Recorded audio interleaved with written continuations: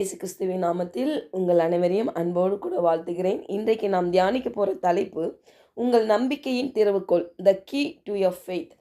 வசனம் பிலேமோன் 1:6. உங்களில் உள்ள சகல நன்மைகளும் தெரியப்படுகிறதினாலே உம்முடைய விசுவாசத்தின் அந்யோன்யம் கிறிஸ்து இயேசுவுக்காக பயன்பட வேண்டும் என்று வேண்டுதல் செய்கிறேன். இந்த அதிகாரத்தின் பின்னணியை நம்ம பார்ப்போம். கொலேசு பட்டணத்தில் பிலேமோன் ஐஸ்வர்யனாய் இருந்தபோது அடிமையாய் இருந்த ஒனேசிமு பிலேமோனிலிருந்து தப்பி ஓடி விடுகிறார். இதற்கு அந்த காலத்தில் மரண தண்டனை கொடுக்கும் அளவுக்கு ஒரு சட்டம் இருந்தது பாருங்க. ஆனால் இந்த ஒனேசிமு பவுலிடம் வருகிறார். சிறிது காலம் அவரோடு இருக்கிறாரு, கிறிஸ்தவராய் மாறுகிறாரு. பின்னர் திரும்ப பிலேமோனிடம் செல்ல நினைக்கிறார். அப்போது பவுல் என்ன பண்ணுறாரு, பிலேமோனுக்கு ஒனேசிமுவை மன்னித்து ஏற்றுக்கொள்ள வேண்டும், அவன் என்றைக்கும் உன்னோட இருக்கும்படியாகவும், அவன் அடிமையானவனாக அல்ல, அவன் பிரியமுள்ள சகோதரனாகவும் நீ ஏற்றுக்கொள்ள வேண்டும் என்று சிபாரிசு கடிதத்தை எழுதி இந்த ஒனேசிமிடம் கொடுத்து அனுப்புகிறார். பாருங்க, இந்த வசனத்தில் உங்களில் உள்ள சகல நன்மைகளும் தெரியப்படுகிறதினாலேயே உம்முடைய விசுவாசத்தின் அந்யோன்யம் கிறிஸ்து இயேசுவுக்காக பயன்பட வேண்டும் என்று வேண்டுதல் செய்கிறேன். இந்த பாருங்க, இந்த இடத்துல பவுல் சொல்றார் பாருங்க பிலேமோனுக்கு, உன்கிட்ட சகல நன்மைகளும் தெரியப்படுகிறதுனாலேயே. அப்போ உன்கிட்ட இருக்கிற சகல நன்மைகளும், இன்றைக்கு இந்த கால வேளையில நாம் எப்போதும் எதை அங்கீகரித்து வருகிறோம்? நம்மிடம் உள்ள பலவீனங்கள் தானே.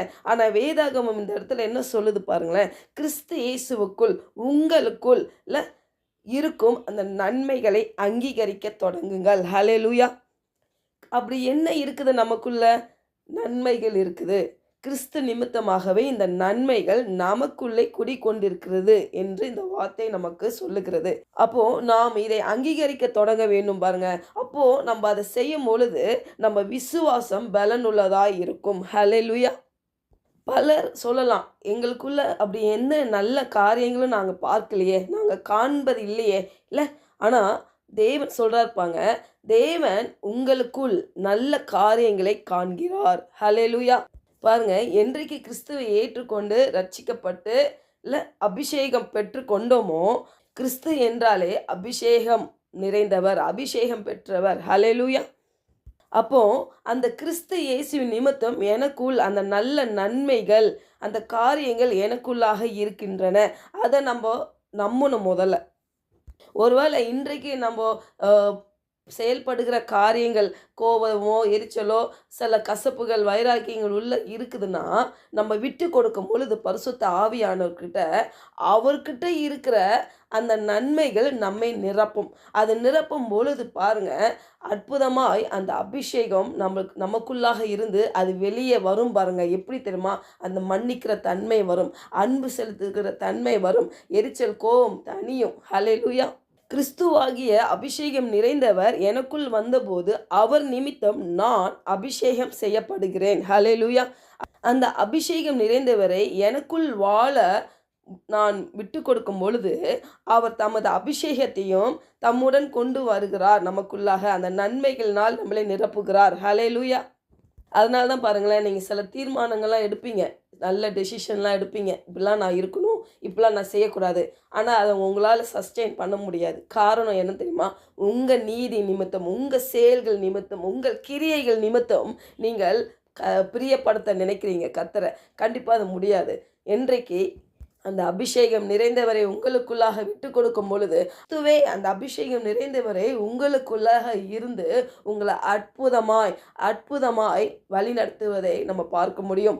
உங்களுக்கே ஆச்சரியமாக இருக்கும், நானா இப்படி மாறிட்டேன். கண்டிப்பாக நீங்கள் தான் அப்படி மாறிட்டீங்க. ஏன்னா உங்களுக்குள்ளே இருக்கிற அந்த அபிஷேகம் உங்களை வழி நடத்துகிறது. ஹல்லேலூயா.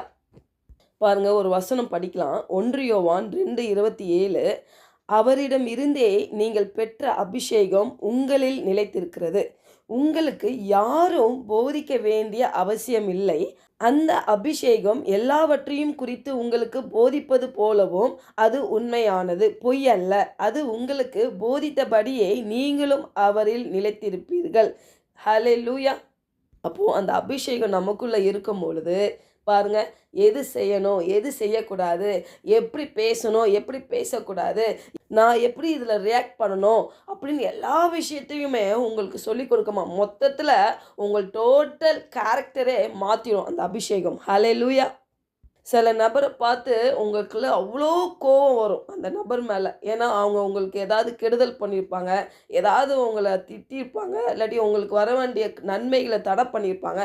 அவங்கள பார்க்குறப்பெல்லாம் உங்களுக்குள்ள அந்த இருதயம் கடினமாக இருக்கும். ஆனால் அந்த அபிஷேகம் நீங்கள் உள்ள இருக்கும் பொழுது, கிறிஸ்துவின் அபிஷேகம் ஒன்றுனால் நிரப்பப்படும் பொழுது பாருங்க, நீங்கள் அந்த நபரை பார்க்கும் பொழுது எப்படி இருக்கும் தெரியுமா? கிறிஸ்து அந்த நபரை எப்படி பார்க்குறாரு இல்லை, அது மாதிரி பார்க்க ஆரம்பிச்சிருவீங்க. ஹல்லேலூயா. என்னுடைய லைஃப்பில் நான் அப்படி தான் ப்ராக்டிஸ் பண்ணேன் பாருங்கள். சில பேரை பார்க்குறப்போ அவங்க பண்ண தீமைகள், அவங்க பண்ண வாக்கு கொடுத்த காரியத்தை நிறைவேறாமல் போன காரியம்லாம் பார்க்குறப்போ வேதனையாக இருக்கும் அவங்கள பார்க்குறப்போ. அப்போ ஆண்டவர்கிட்ட நான் ஜெபிக்கும் பொழுது, அப்போது எனக்கு ஒரு காரியம் இடைப்பட்டார். என்னென்னா, நான் எல்லாரையுமே, ஈவன் பாவிகள், வேசிகள் எல்லாரையுமே அவர் நேசிக்கிற தேவன் அவர். நான் அன்பு செலுத்துகிறவன். நான் அவங்களுக்காக இந்த பூமிக்கே வந்தேன். அப்போ அவர் எல்லாரையும் நேசிக்கிற கண்ணோட்டத்தில் என்னை பார்க்க கிருபை செய்தார். நான் அப்படி பார்க்க ஆரம்பிக்கும் பொழுது பாருங்கள், அந்த கசப்பு, அந்த வைராக்கியம், மன்னிக்கக்கூடாத அந்த தன்மைகள்லாம் என்னை விட்டு சுத்தமாக நீங்கி போனது. ஹல்லேலூயா.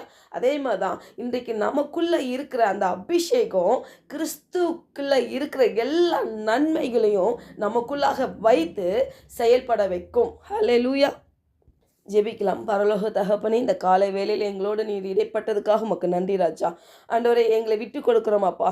பரிசுத்த ஆவியானவரே, எங்களை நிரப்பும்படி அபிஷேகத்தில் ஆண்டவர், ஒருவேளை கேட்டுக்கொண்டிருக்கிறவர்கள் அபிஷேகம் பெறாமல் இருப்பார்கள். ஆனால் இந்த காலை வேளையில் அந்த பரிசுத்த ஆவியானவரின் அபிஷேகம் நிரம்பும்படியாக நாங்கள் ஜெபிக்கிறோம் கர்த்தாவே.